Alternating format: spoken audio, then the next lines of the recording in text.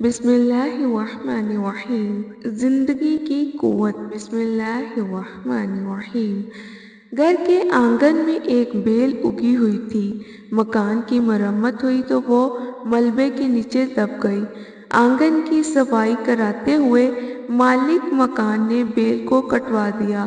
دور تک کھود کر اس کی جڑیں بھی نکلوا دی گئیں۔ اس کے بعد پورے صحن میں اینٹیں بچھا کر اس کو سیمنٹ سے پختہ کر دیا گیا۔ کچھ عرصہ بعد بیل کے سابق جگہ کے پاس ایک نیا واقعہ رونما ہوا۔ پختہ اینٹیں ایک مقام پر ابھر آئیں۔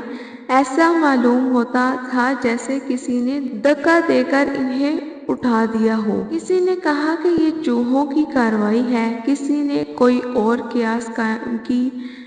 آخر کار اینٹیں ہٹائی گئیں تو معلوم ہوا کہ بیل کا پودا اس کے نیچے مڑی ہوئی شکل میں موجود ہے۔ بیل کی کچھ جڑیں زمین کے نیچے رہ گئی تھیں۔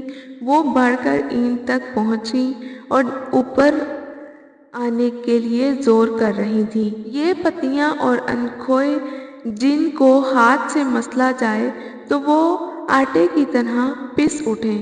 ان کے اندر اتنی طاقت ہے کہ اینٹ کی فرش کو توڑ کر اوپر آ جائیں۔ مالک مکان نے کہا، میں اس کی راہ میں حائل نہیں ہونا چاہتا۔ اگر یہ بیل مجھ سے دوبارہ زندگی کا حق مانگ رہی ہے تو میں اس کو زندگی کا حق دوں گا۔ چنانچہ انہوں نے چند اینٹیں نکلوا کر اس کے لیے جگہ بنا دی۔ 1 سال بعد ٹھیک اسی مقام پر تقریباً 15 فٹ اونچی بیل کھڑی ہوئی تھی، جہاں اس کو ختم کر کے اس کے اوپر پختہ اینٹیں جوڑ دی گئیں۔ پہاڑ اپنی ساری وسعت اور عظمت کے باوجود یہ طاقت نہیں رکھتا کہ کسی پتھر کے ٹکڑے کو ادھر سے ادھر کھسکا دے، مگر درخت کے ننھے پودے میں اتنا زور ہے کہ وہ پتھر کے فرش کو دھکیل کر باہر آ جاتا ہے۔ یہ طاقت اس کے اندر کہاں سے آئی؟ اس کا سرچشمہ عالم فطرت کا وہ پراسرار مظہر ہے جس کو زندگی کہا جاتا ہے۔ زندگی اسی کائنات کا حیرت انگیز واقعہ ہے۔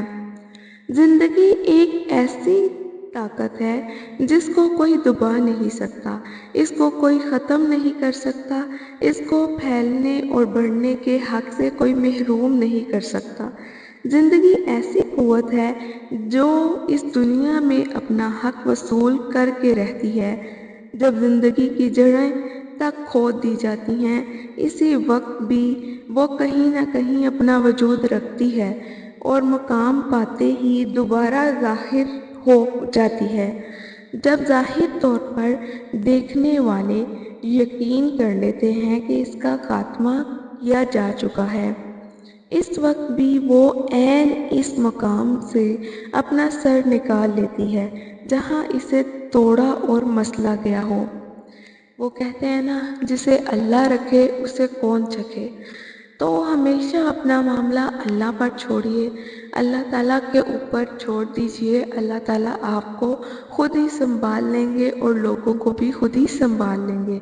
اپنا خیال رکھیے گا۔ السلام علیکم ورحمۃ اللہ۔